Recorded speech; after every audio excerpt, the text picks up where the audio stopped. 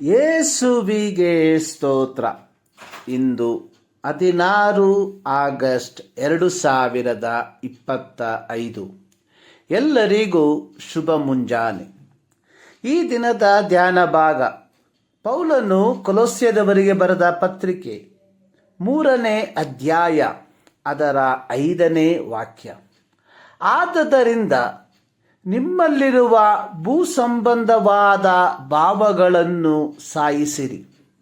ಜಾರತ್ವ, ಬಂಡುತನ, ಕಾಮಾಭಿಲಾಷೆ, ದುರಾಶೆ, ವಿಗ್ರಹಾರಾಧನೆಗೆ ಸಮವಾಗಿರುವ ಲೋಭ ಇವುಗಳನ್ನು ವಿಸರ್ಜಿಸಿ ಬಿಡಿರಿ.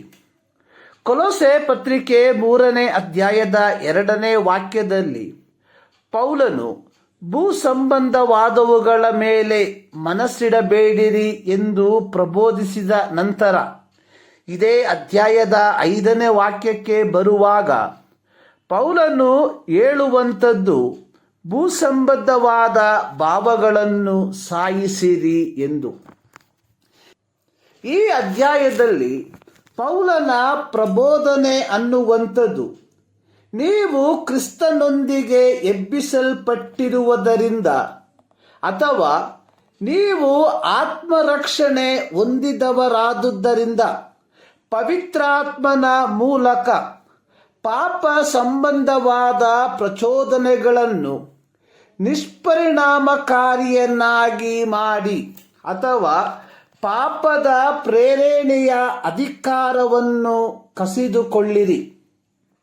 ಉದಾಹರಣೆಗೆ, ಹಳೆಯ ಒಡಂಬಡಿಕೆಯಲ್ಲಿ ಯೋಸೇಫನನ್ನು ಪೋಟಿಫರನ ಹೆಂಡತಿಯು ಪಾಪಕ್ಕೆ ಪ್ರೇರೇಪಿಸುತ್ತಿರಲು ಯೋಸೇಫನು ಆಕೆಯ ಮಾತಿಗೆ ಸಮ್ಮತಿಸದೆ ನಾನು ದೇವರಿಗೆ ವಿರುದ್ಧವಾಗಿ ಹೇಗೆ ಪಾಪ ಮಾಡಲಿ ಎಂದು ಹೇಳಿ ಅವಳ ಪ್ರಚೋದನೆಯನ್ನು ನಿಷ್ಪರಿಣಾಮಕಾರಿಯನ್ನಾಗಿ ಮಾಡಿದನು.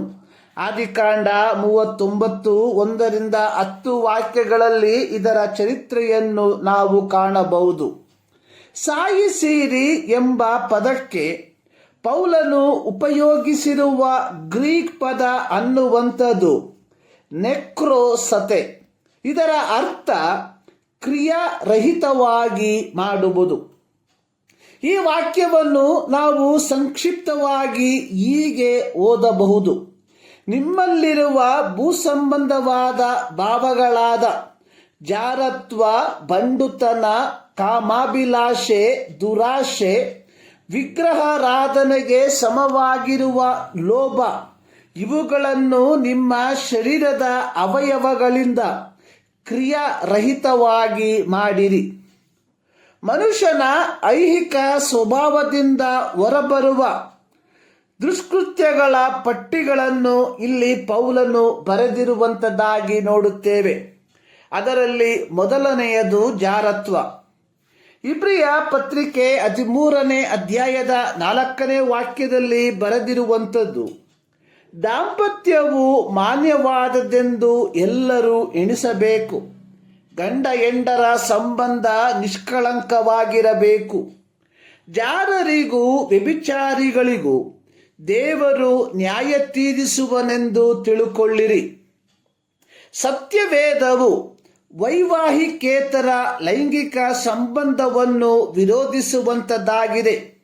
ಹಳೆಯ ಒಡಂಬಡಿಕೆಯಲ್ಲಿ ಇಂಥವರನ್ನು ಕಲ್ಲೆಸೆದು ಕೊಲ್ಲಬೇಕೆಂಬ ನಿಯಮವು ಯೆಹೋವನು ಇಸ್ರಾಯೇಲ್ಯರಲ್ಲಿ ವಿಧಿಸಿದನು. ವಿಮೋಚನಾ ಕಾಂಡ 20ನೇ ಅಧ್ಯಾಯದ 14ನೇ ವಾಕ್ಯ, ಯಾಜಕ ಕಾಂಡ 22ನೇ ಅಧ್ಯಾಯ 10ನೇ ವಾಕ್ಯ, ಧರ್ಮೋಪದೇಶ ಕಾಂಡ 22ನೇ ಅಧ್ಯಾಯದ 22ನೇ ವಾಕ್ಯದಲ್ಲಿ ಇದನ್ನು ನಾವು ಕಾಣುತ್ತೇವೆ. ಹೊಸ ಒಡಂಬಡಿಕೆಯಲ್ಲಿ ನಾವು ಕಾಣುವಂಥದ್ದು ಜಾರರು, ವ್ಯಭಿಚಾರಿಗಳು, ಪುರುಷಗಾಮಿಗಳು ಇವರೊಳಗೆ ಒಬ್ಬರಾದರೂ ದೇವರ ರಾಜ್ಯಕ್ಕೆ ಬಾಧ್ಯರಾಗುವುದಿಲ್ಲ. 1 ಕೊರಿಂಥ 6:9. ಜಾರತ್ವ ಎಂಬುವುದು ಮರಣಾಂತಿಕ ಪಾಪವಾಗಿದೆ.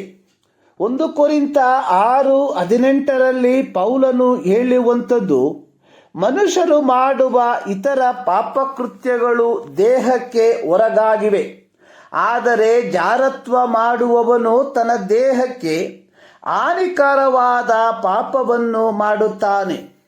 ಯೇಸು ಸ್ವಾಮಿ ಹೇಳಿರುವಂಥದ್ದು ಮತ್ತಾಯನು ಬರೆದ ಸುವಾರ್ತೆ 7ನೇ ಅಧ್ಯಾಯದ 28ನೇ ವಾಕ್ಯದಲ್ಲಿ, ಪರಸ್ತ್ರೀಯನ್ನು ನೋಡಿ ಮೋಹಿಸುವ ಪ್ರತಿ ಮನುಷ್ಯನು ತನ್ನ ಮನಸ್ಸಿನಲ್ಲಿ ವ್ಯಭಿಚಾರ ಮಾಡಿದವನಾದನು.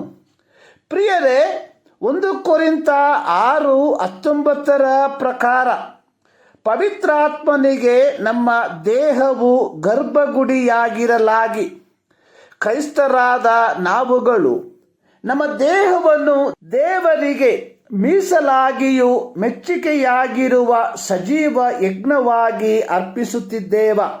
ಈ ಮುಂಜಾನೆಯಲ್ಲಿ ಸರ್ವಶಕ್ತನಾದ ದೇವರು ಈ ಮಾತುಗಳ ಮೂಲಕ ನಿಮ್ಮನ್ನು ಆಶೀರ್ವದಿಸಲಿ.